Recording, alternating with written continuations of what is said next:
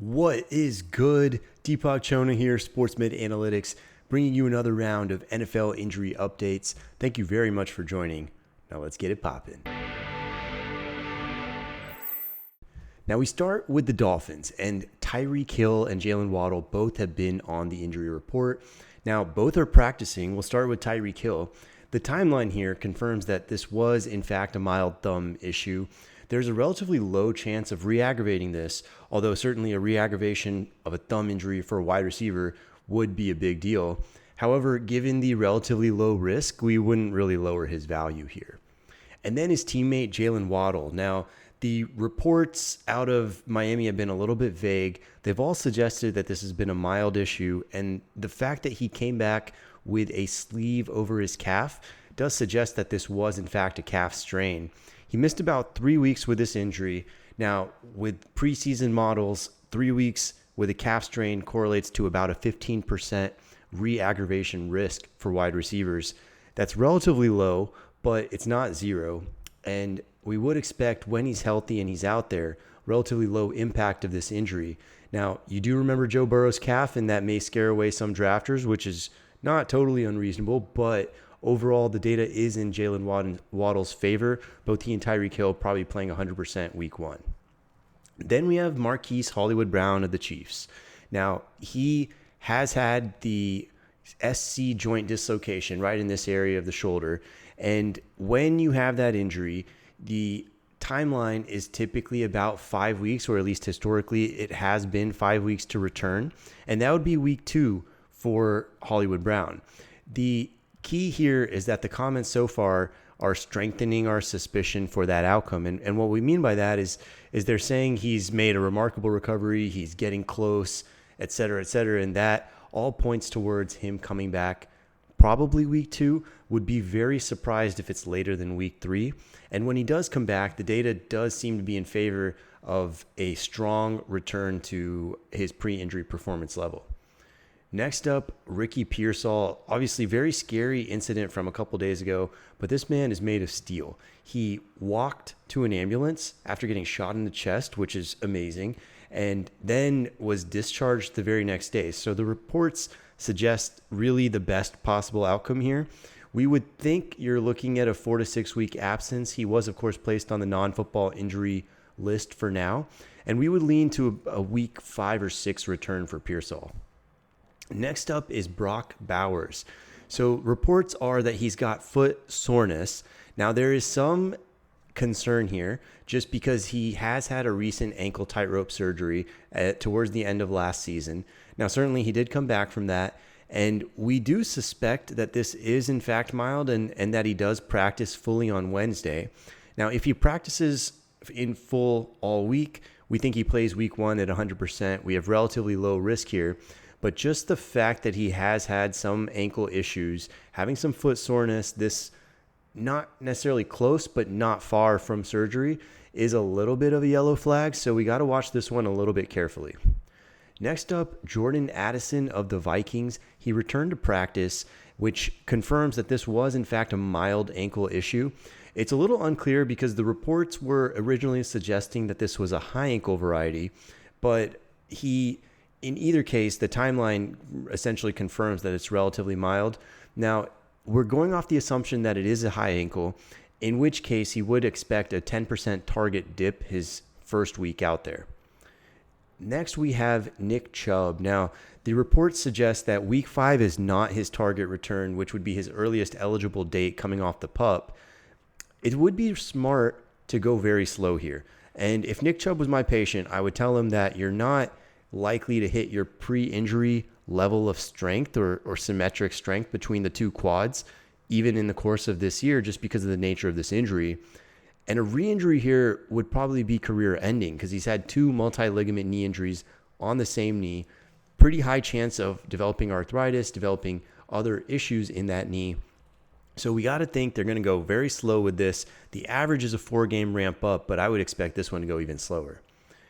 Next up, we have Tyler Lockett of the Seahawks. He has been out with a knee injury.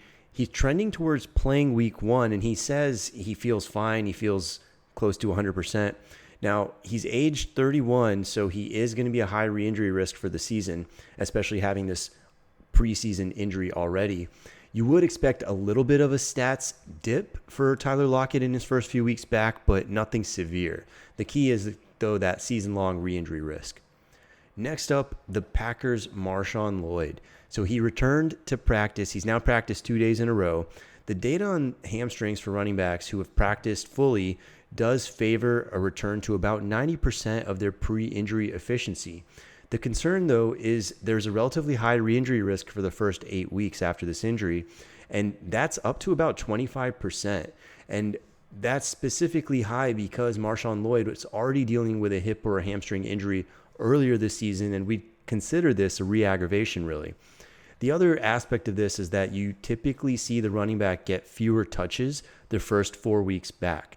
So MarShawn Lloyd, yes, he's likely to play. He's likely to play reasonably well, but we're not sure that he's going to get a full load here. Emmanuel Wilson may get a little bit extra run. Then the Cowboys' Brandin Cooks. So the comments and reports suggest mild knee injury. Sounds like he's leaning towards playing week 1. The key, though, is that we don't have any really substantiated reports or diagnoses or anything specific to go off of. So we're taking their word for it. Their words are often misleading. And keeping that in mind, we would expect him to play week 1, but we'd confirm that with early week practice reports. Of course, if he's out there, even in limited fashion on a knee injury, you typically would see an older wide receiver try to suit up. Now, the key with him, like Tyler Lockett, even though it's only a mild performance dip expected, you do expect an elevated re-injury risk here for the whole season. Next up, a little bit of optimism. Jaylen Warren of the Steelers looking pretty solid, and honestly, that's pretty expected. Similar to MarShawn Lloyd, the data favors him playing week 1 at about 90% efficiency. The concern here, also like Lloyd, is that these are prone to re-injury for the first 8 weeks. Now, Jaylen Warren's variety of hamstring seemed to be less severe than MarShawn Lloyd's, and part of that is that Jaylen Warren's was not a re-aggravation like Lloyd's was, and so you would expect his re-injury risk to be a little lower than Lloyd, but nonetheless, as a result of that re-injury risk, you often see the other running backs in the committee get a few extra touches, and maybe that means more run for Najee Harris week 1. Next, we have the Patriots' Jacoby Brissett. The video, which had him landing on the shoulder, looked like an AC sprain. Now, that is something that's commonly played through, sometimes even managed with an injection. The key, though, is that you often, for quarterbacks, if it's affecting them, do see dips in their accuracy on the deep ball and also going across their body deep. So for Jacoby Brissett, you might see that happen. It's not really a high level passing attack to begin with, so maybe a little bit more for value for the short game tight ends and running backs. And then we break down the comeback player of the year odds here. So we look at the group of favorites first, and that's Aaron Rodgers, Joe Burrow, Kirk Cousins. Rodgers is listed at plus 140, Joe Burrow at plus 300, and Kirk Cousins at plus 500. If you look at the favorites, I think they're the favorites for a reason, and that reason is probably because the data for all three of these guys is actually relatively favorable for a good season. Now, Aaron Rodgers and Kirk Cousins both coming off Achilles. You would expect Kirk Cousins to be a little bit more heavily impacted by his Achilles for two reasons. One, his was on the right side, and for a right-handed quarterback, pushing off of that same side leg is going to be a little more impactful than Rodgers pushing off of his left. The other aspect of this is that neither one of these is really a mobile quarterback. Rodgers has had his scrambling numbers, his rushing numbers coming down since about 2020, and we would expect that trend to continue. Kirk Cousins, pretty much the same story. They both have pretty strong O-lines this year, and if you look at it, they're not likely to tolerate a lot of pressure since they're not likely to be able to escape the pocket easily. So you would think that Aaron Rodgers and Kirk Cousins are both actually kind of set up pretty similarly. Then you look at Joe Burrow, and again, this is one of the injuries that has drawn a lot of buzz and a lot of concern because Joe Burrow has not been practicing several days in a row. Now, when I say that, I should clarify that he has not been practicing 4 days consecutively, but he has been involved in practice. So When he has been involved, the reports say that he looks sharp, and that's really what I would expect. The data on acute ligament repairs of the wrist tend to support regaining full range of motion and grip strength, which are the key factors in how you throw the ball. So with Joe Burrow, Aaron Rodgers, Kirk Cousins, I think it's reasonable to have optimism on all three. However, I would lean towards taking Joe Burrow or Kirk Cousins just based on the value here of the bet. Now, the plus 140 for Rodgers, not unreasonable at all, but it does feel a little low given the depth of the candidates in this particular class. And then we have a group of guys that feel truthfully like a little bit of a waste of money. And we start that group off with Nick Chubb at plus 1,200. Again, he's not likely to return week 5. You think an average ramp up is about 4 games. Nick Chubb's is probably going to be slower than that. And we do project pretty major efficiency dips for Chubb, even up to about 25%. So with all that in mind, it seems unlikely to me that Nick Chubb is going to be a strong candidate for comeback player of the year.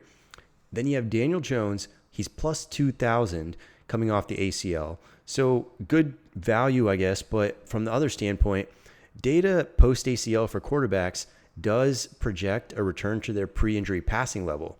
However, it does also project a dip in their rushing. And you also have to remember, Daniel Jones wasn't really good before his ACL, except for a little bit of a window the first year when Brian Daboll was his coach. So with all that in mind, I don't think an ACL is going to make him better. And therefore, I would not bet on Daniel Jones.